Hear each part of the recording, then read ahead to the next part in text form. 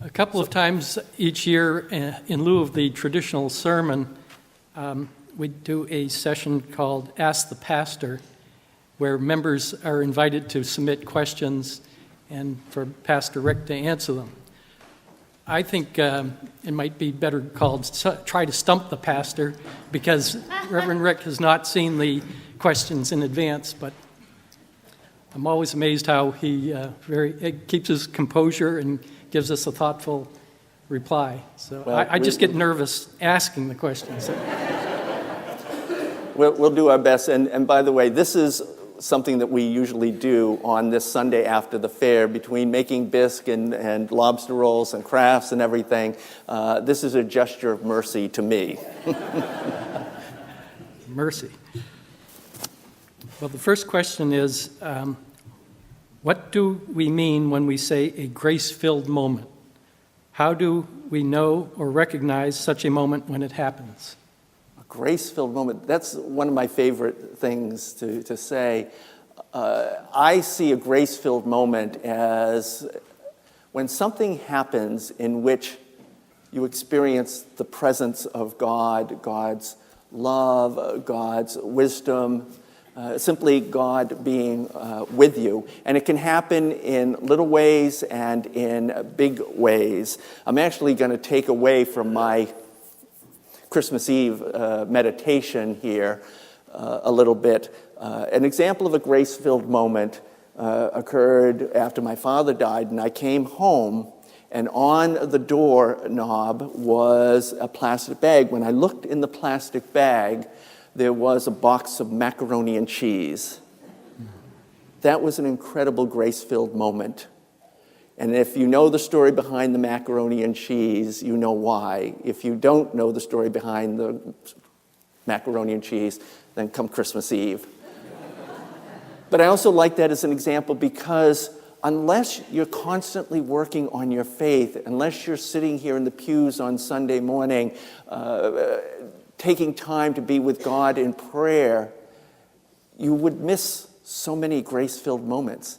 It's only by having that faith and that deep sense of God's realness that you are able to see and appreciate those grace-filled moments. Thank you, Rick. Next question is, what do we find in the Hebrew Bible, the Old Testament, about the coming and birth of the Christ? So there are many references or predictions of the coming of Jesus. A lot of them are found in Isaiah, the prophet. What we know is that Isaiah had a number of the passages that we read as telling us about the coming of Christ. The most famous one, of course, is Isaiah 7, verse 14, where it says, "A young woman shall behold and conceive and bring forth the son, and you shall call his name Emmanuel." And Matthew quotes that passage from Matthew. And it's a little controversial, actually, because some people will look at that. In the original Hebrew, it means a young woman of marriageable age. Matthew translated it as a virgin, assuming that a young woman who has not been married would be a virgin. So that's the reason why some people don't believe in the virgin birth. I myself do believe in it. Matthew quotes the Old Testament more than any of the other gospel writers because he was writing to a Jewish audience, and so he figured the best way to prove Jesus was the Messiah was by using their scriptures. The other passage from Isaiah is the suffering servant passage, which talks about the suffering of Jesus. "Behold, like a lamb, he was led to the slaughter." Christians look at that and they see striking parallels to the suffering of Jesus on the cross. At the same time, we have to be careful. There are some who read Jesus into every verse almost in the Old Testament, and so we have to be fair to the Jewish scriptures and let them speak for themselves. There are some passages, though, that clearly do refer to the coming of Christ.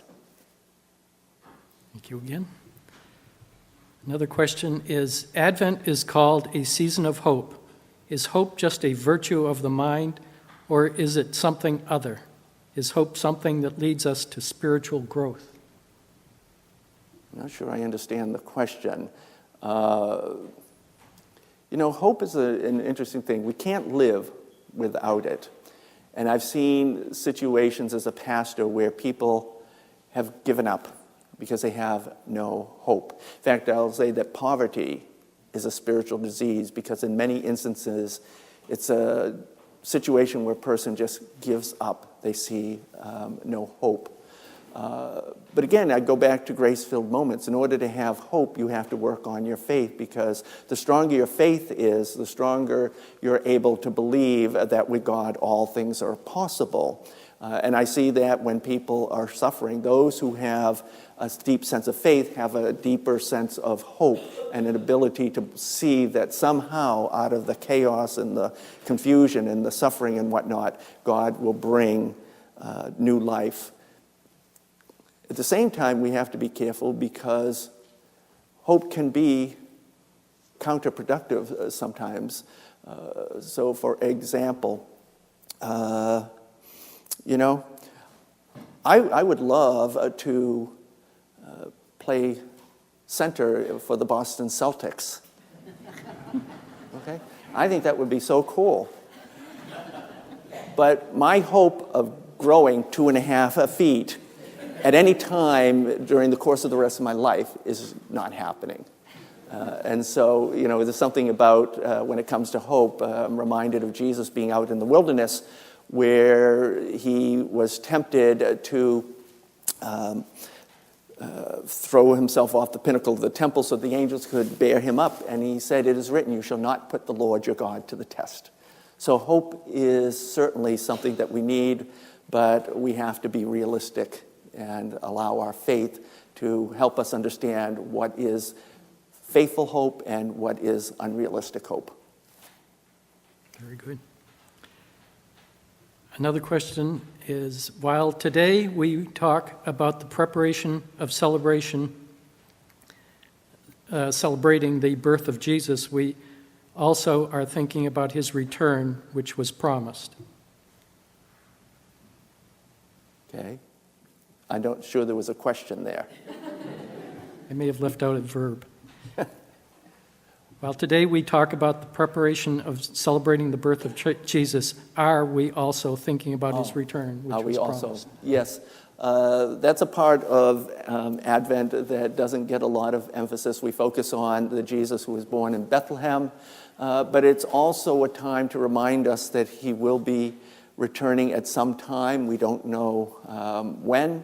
And when it comes to the return of Christ, I'm always reminded of St. Francis of Assisi. And he was hoeing his garden one day, and someone asked him, "What would you do if you were to learn that the world would end tonight?" And he said, "I would finish hoeing my garden." And that's the best way to prepare for the return of Christ, is to just live the life that God is calling us to live now. I think we have time for one more. Okay.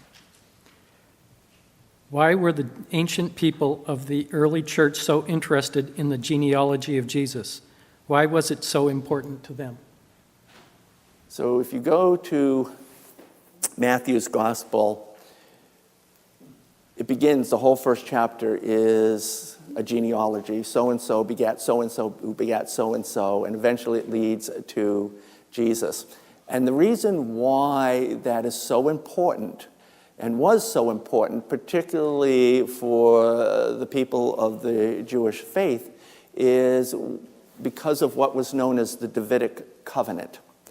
And the Davidic covenant is a promise that God made to King David. God said to David that one of his descendants would rule over the people of Israel, over the world forever. And this became known as the expectation of a Messiah. So in order for someone to be the Messiah, they had to be able to trace their genealogy back to David because of that Davidic covenant. And Matthew does that at the beginning of his gospel, and he goes all the way from Adam down to David, and from David to Jesus. Now, one of the things that people will sometimes say to that is, well, if we believe in the virgin birth, that means that genetically, Jesus' father wasn't Joseph. And so if his father wasn't Joseph, his earthly father wasn't Joseph, then how can we claim that he was the fulfillment of the Davidic covenant? And the answer to that question is that there is evidence that Mary was also of that same genealogy, and so that she would have fulfilled the Davidic covenant through that. So, that wasn't so bad. I've got more.